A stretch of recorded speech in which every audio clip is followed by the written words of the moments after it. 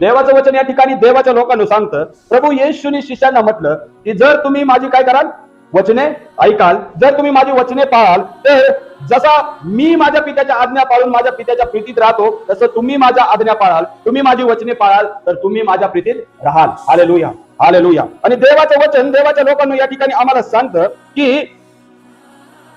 येशूने म्हटले, जो माझ्यावर प्रीती करतो तो माझ्या पित्यावरती काय करतो, प्रीती करतो. Hallelujah, hallelujah. आणि ज्याची माझ्यावर प्रीती असेल, पवित्र शास्त्रामध्ये येशूने म्हटलं की माझा पिता त्याच्यावरती काय करतो, प्रीती करतो, आणि आम्ही येऊन त्याच्याबरोबर काय करू, वस्ती करू, त्याच्याबरोबर राहू. Hallelujah, hallelujah. आता बघा, देवाच्या लोकांनो त्या प्रीतीने आपल्या ठाई कार्य करावं म्हणून आम्हाला येशूची वचने ऐकण्याची गरज आहे, येशूची वचने पाळण्याची काय गरज आहे. हालेलुया. आम्हाला स्वतःला त्या देवाच्या वचनांना ऐकून त्या देवाच्या वचनांच्या अधीनतेमध्ये आणण्याची काय गरज आहे. हालेलुया. आणि बघा, जेव्हा देवाच्या लोकांनो ती प्रीती आमच्या ठाई असेल आणि जेव्हा त्या प्रीतीच्या द्वारे देवाच्या लोकांना विश्वासाने आम्ही कार्य करू, बायबल देवाचं वचन सांगतं की येशू गेला गालील प्रांत आणि देवाच्या लोकांनो त्या आसपासल्या सर्व प्रांतामध्ये तेव्हा जे जे दुःखनाईत आले त्या दुःखनाईतांना बायबल मध्ये लिहिलंय की त्याने बरं केलं, त्याच्यातून सामर्थ्य निघत होतं. हालेलुया. जेव्हा आम्ही देवाच्या लोकांना जाऊ, देवाच्या लोकांना विश्वासाच्या द्वारे त्या प्रीतीने भरून जेव्हा जाऊ, देवाच्या लोकांना दुःखनाईत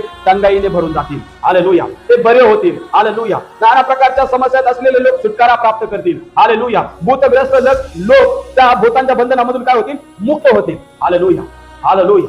है ना. अद्भुत ते आणि चिन्ह देवाच्या लोकांना तेव्हा घडून येतील जेव्हा आमच्या ठाई प्रीती कार्य करेल. हालेलुया. प्रीती वस्ती करेल. Hallelujah, hallelujah. बायबल देवाचं वचन मग सांगतं देवाच्या लोकांना, बघा, सामर्थ्य हे देवाच्या लोकांना प्रीतीच्या द्वारे कार्य करणाऱ्या विश्वासामध्ये आहे आणि त्या विश्वासासह ते कार्य करतं. Hallelujah, hallelujah.